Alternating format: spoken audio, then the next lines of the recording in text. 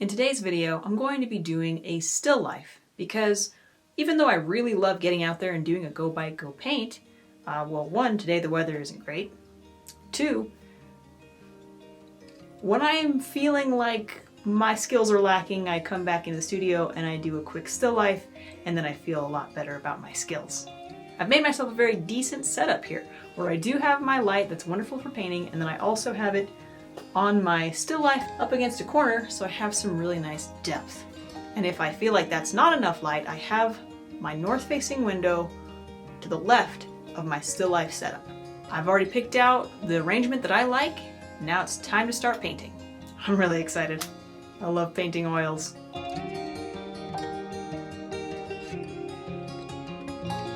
Not only do I believe this to be the easiest still life setup, but also the cheapest. Perhaps you are wondering how I can make these claims. Let's tackle ease. Who doesn't have some old pillowcases or sheets they can repurpose? By throwing those around the light, I have done minimal work for twice the reward. It serves as a still life box and painting light instead of having two lights. And I didn't have to build a box. For those of you who are unfamiliar with a still life box, just imagine the light I have, but attached to a box underneath it, with only one side open. This concentrates and diffuses the light into the box, where a still life may be staged.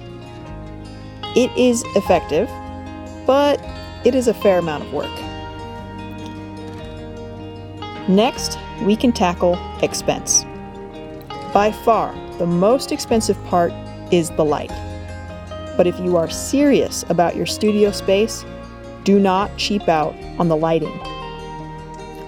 The cost difference between a good and bad light is negligible, especially when quality counts. Kelvin and color temperature are not just trivial talking points in the world of artificial light. When you can get the Kelvin and color temperature right, you will have a light that is no different from natural light. As for the rest of the setup, any table will do, and I would go as far to say that everyone has one.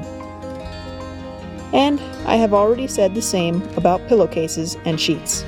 But if you really wanted, you could buy some fabric specifically for the job. My art teacher kept boxes full of fabric in order to make attractive still life compositions.